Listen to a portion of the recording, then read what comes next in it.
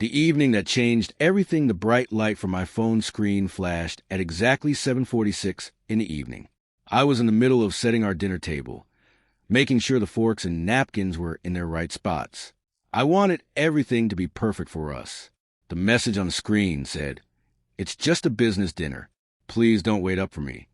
My wife, Julia, always let me know when she was running late, but this time the words felt different. They felt too clean and too perfect, like she had practiced typing them out many times before hitting send.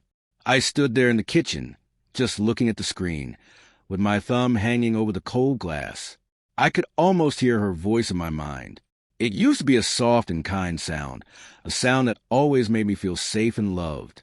But now, it felt like she was a stranger. Hashtag, hashtag, hashtag the truth from a stranger, before I could even think of what to type back. My phone buzzed again with a message from a number I did not know.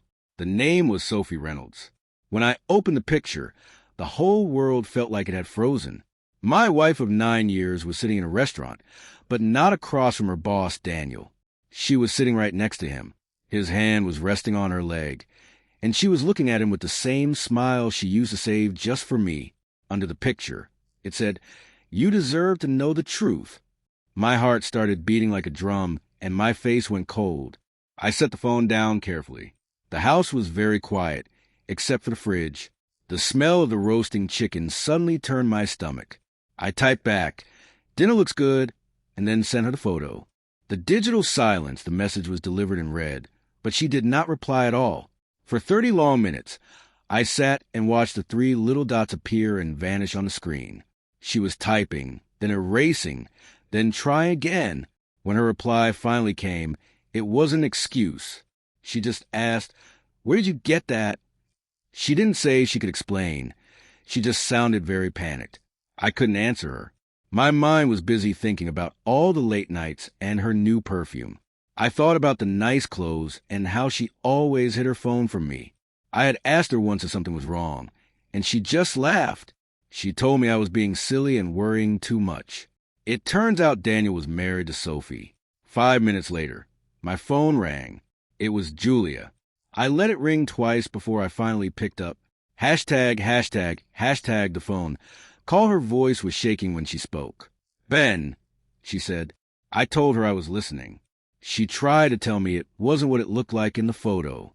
She said he had too much to drink and needed help. I told her quietly, "You were smiling while his hand was on you. That is a strange way to help your boss, Julia." She went completely silent. I could hear her breathing very fast. Then she asked who sent the picture. I told her it was his wife. There was a long pause, and then she whispered, "No." That one word told me everything. She wasn't scared of people talking. She was scared of being caught. She started to cry and said it wasn't supposed to go this far. I told her she just didn't mean to get caught, and then I hung up. The empty messages came for many hours. Hashtag, hashtag, hashtag the midnight talked to words that once meant something now felt empty. I didn't reply to her. Around midnight, I heard her key in the door. I smelled her perfume as she walked in. I was sitting on the couch in the dark. She froze when she saw me. I just looked at her. The space between us felt like a giant canyon. She whispered that she made a mistake and that he made her feel special. I laughed a little bit. You don't end up in someone's lap by mistake. Julia. She had tears in her eyes and said she never slept with him. I wanted to believe her, but I couldn't. I stood up and got my jacket. She asked where I was going. I told her I was going somewhere where I didn't have to pretend our marriage still mattered. I told her this was a choice she made, not a mistake. Hashtag, hashtag, hashtag. Moving forward, I walked out into the cold night air. It felt good to breathe. I sat in my truck and looked at the house. I thought she might run out, but she didn't. The next morning, Sophie called me. Her voice was steady. She thanked me for being honest. She said she sent the photo because I deserved the truth, and she was leaving her husband. I told her I was sorry, but she told me not to be. We both needed to see the truth. She was right. Sometimes things rot quietly until there is nothing left. Julia emailed me days later with pages of words, begging for another chance.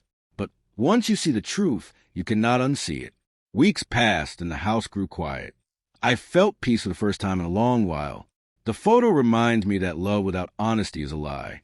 It showed me everything.